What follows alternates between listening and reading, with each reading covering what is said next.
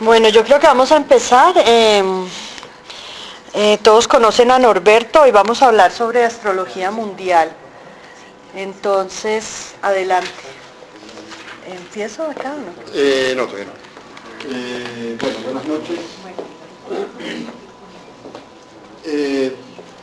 La astrología en la antigüedad se enseñaba, era como la estudiamos ahora. Es decir, la primera etapa que debía transitar el aprendiz o el estudiante con su maestro era la de la astrología horaria. La astrología horaria es, como ustedes saben, una disciplina que sirve para responder preguntas puntuales. ¿Ya? Por ejemplo, se me perdieron las llaves.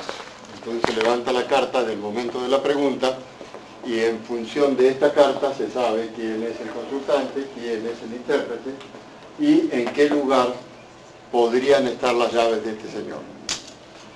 Esto significaba que el estudiante tenía que aprenderse la técnica al dedillo, si no podía tener ninguna clase de dudas, porque se iba a enfrentar a una única posibilidad.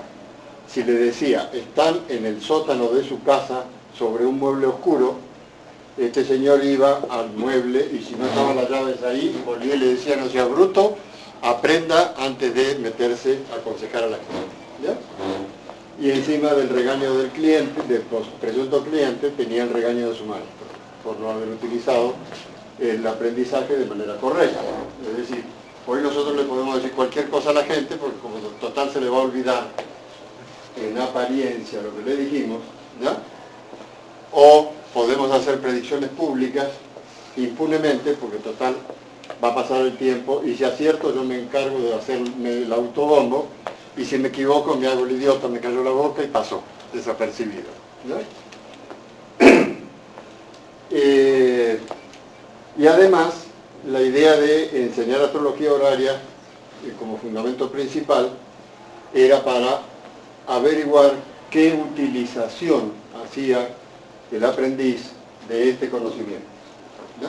Si realmente lo consideraba digno de estudiar algo más, entonces lo llevaba a estudiar astrología mundana. Hoy le llamamos astromundial o astrología mundial. Lo que contempla la astrología mundana es lo concerniente a regiones o países. ¿Por qué?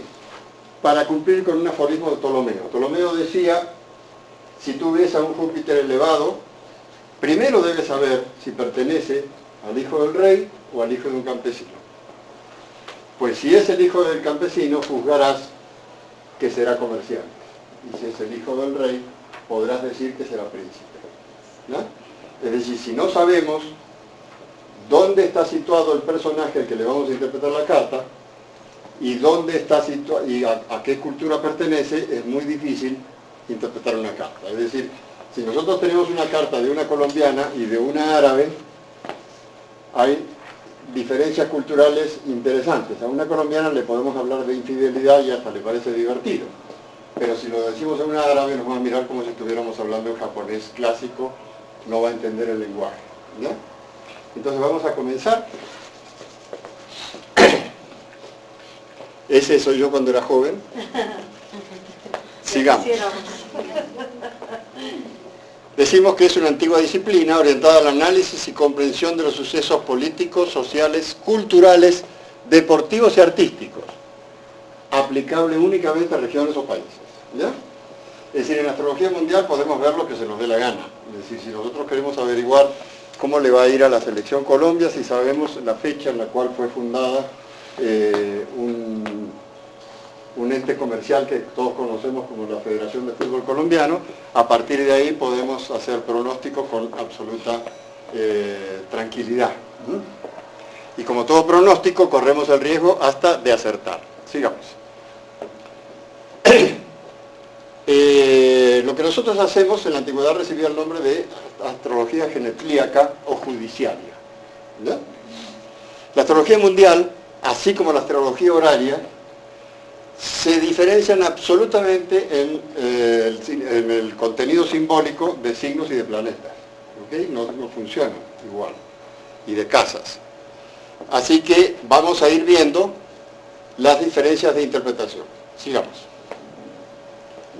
Decimos que el mapa de una región o país se levanta sobre una fecha, hora, latitud y longitud específica, ¿no? Y el sistema que vamos a utilizar es exactamente el mismo, el sistema de domificación para levantar casas. ¿Saben qué significa domificación? No. Bueno, la domificación es el sistema a través de la cual se establecen las casas, y podemos utilizar varios. Podemos utilizar el sistema de Placidus para domificar, podemos utilizar el de Koch, el topocéntrico, casas iguales, en fin, hay una buena variedad de técnicas que nos permiten domificar, es decir, llegar a una división del cielo en 12 segmentos de este círculo. Aquí hay una cantidad de información que yo he recopilado a lo largo de mucho tiempo, que anotarlas les va a parecer de pronto un poquito aburrido y tedioso, y se nos va a hacer un poquito largo. Pero yo se la dejo a Marlene para que ella por correo electrónico se las mande sin ninguna clase de problema. ¿Listo? Para que tengan el contenido completo. Porque hay algunas cosas que son muy difíciles de quedarse pensando ahorita. Sigamos. Entonces, vamos a ir a las casas mundanas. ¿Cómo se interpretan las casas mundanas? La primera casa es el país como un todo, o la nación como un todo. Las condiciones generales del país, cómo viven, cómo son sus habitantes, cuál es su idea de salud y cuáles son las condiciones generales de existencia. ¿Ustedes han trabajado sobre la Carta de Colombia? ¿Sí? ¿Qué fecha utilizan? Una de 21 de julio a las 3 de la mañana. 21 de julio a las 3:42 minutos. Esa no es. Es una... 7 de agosto. El instalador, evidentemente, Es astrólogo. come cuentos muy fácil, y además no es astrólogo.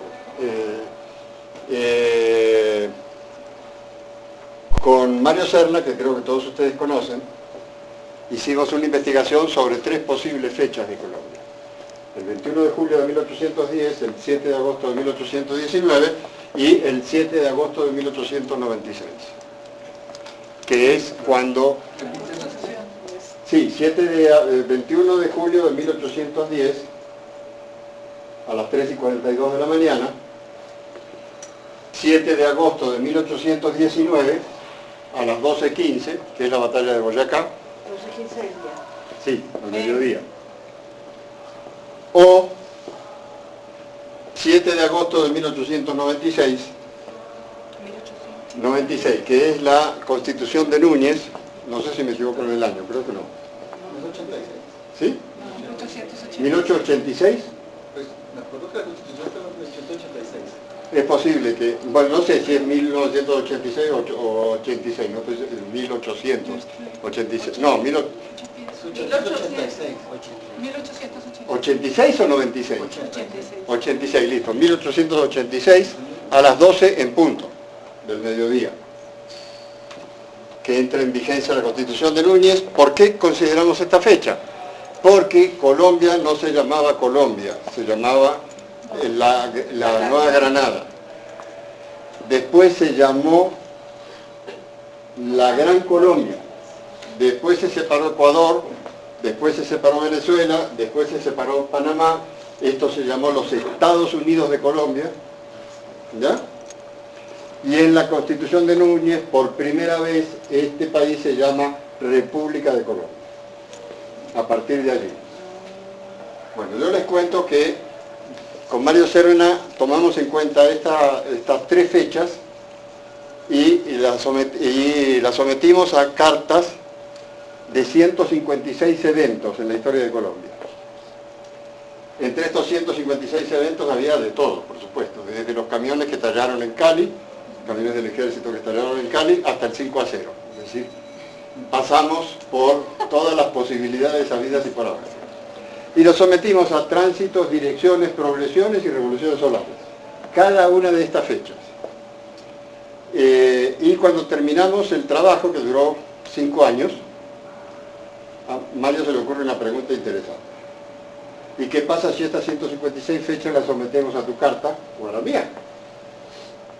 Entonces le dije, ¿y qué pasa si en lugar de coger la tuya o la mía, que estamos un poco involucrados en el tema, buscamos la de alguien que no tenga nada que ver con Colombia, que nunca haya tenido nada que ver con este país, y además que no haya sido contemporáneo de las épocas en las cuales ocurrieron estos sucesos? Y me dice Mario, listo, busquemos a alguien. Entonces buscamos hasta que encontramos el personaje perfecto, Brigitte Bardot. Y entonces sometimos la carta de Brigitte Bardot a la misma fecha. Lo que intentábamos probar qué tanta validez tenía el sistema estadístico dentro de la astrología, que es lo que utilizamos siempre para validar como ciencia esto que ni Dios permita sea validado como ciencia, que es la disciplina que practicamos. Bueno, ganó rotundamente Brigitte Bardot. Entonces la conclusión, estadísticamente hablando, ¿no?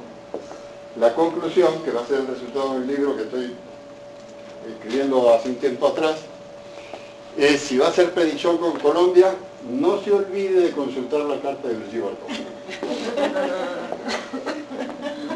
Bueno, entonces, creo que Colombia tiene ascendente en Escorpión. Creo que Colombia tiene el sol en Leo.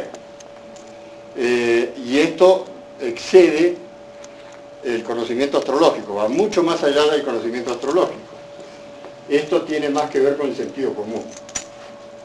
El sentido común significa que si yo observo países que son cancerianos, ¿cuál es la característica que identifica a los países cancerianos? Y luego observo cómo se comporta mi país, me voy a dar cuenta de que tal vez hay alguna diferencia. ¿Cómo te va? Países cancerianos son Francia, Estados Unidos y Argentina, por ejemplo. ¿Cuál es el nexo común que une a los colombianos con los gringos, los franceses y los argentinos? ¿Cuál cree? ¿Los colombianos son gritones igual que estos tres? No, ¿no? No. ¿Son eufóricos depresivos igual que estos tres? No, ¿verdad? Entonces, la astrología, si no tiene un componente de sentido común, es lo mismo que la vida. No funciona mucho. Uno come cuento de lo que sea. Bueno, entonces el ascendente en Escorpión a mí me dice que con una luna en Escorpio, a mí me dice que quien seduce en Colombia son las mujeres, no los hombres. Y llevo un poco más de 30 años y le garantizo que yo estoy segurísimo de eso. Creo que los colombianos son divertidos, creo que maman gallo, creo que son orgullosos, creo que tienen un ego gigante, ¿ya? Por eso es que no les gustan los argentinos. Y creo, y sí, es más fácil ver a los demás lo que no queremos ver en nosotros, ¿no? Y creo además que son creativos y hiperrecursivos, en el área que sea, ¿no? Esto de depresivos, de inseguros, eso es un cuento para contarle a los demás, no es verdad. Sigamos. Entonces, esto lo van a tener ustedes, ¿no? Sin problema. La segunda casa es la hacienda pública, es decir, los recursos del Estado. Las finanzas, los impuestos, el erario, todo lo que tenga que ver con el área comercial, la bolsa, los bancos, el dinero. Por ejemplo, ahora hay un proyecto de desmonetizar el peso colombiano. Desmonetizar significa que vamos a dividir por 1000, le vamos a quitar 3 ceros al peso. ¿Ya? Al quitarle 3 ceros al peso, quiere decir que el dólar va a quedar en unos 75, un peso 80 aproximadamente. Es un proyecto que se está debatiendo en la Cámara, eso lo veríamos en la casa número 2 de Colombia. ¿Ok? Sigamos. En la tercera casa vemos todo lo que tiene que ver con los servicios públicos. Los medios de transporte, la prensa, el tráfico, el correo y el intercambio interno con países vecinos. Es decir, las relaciones con Venezuela las vamos a ver en la tercera casa. Las relaciones con Estados Unidos las vamos a ver en la séptima. Porque los aliados internacionales es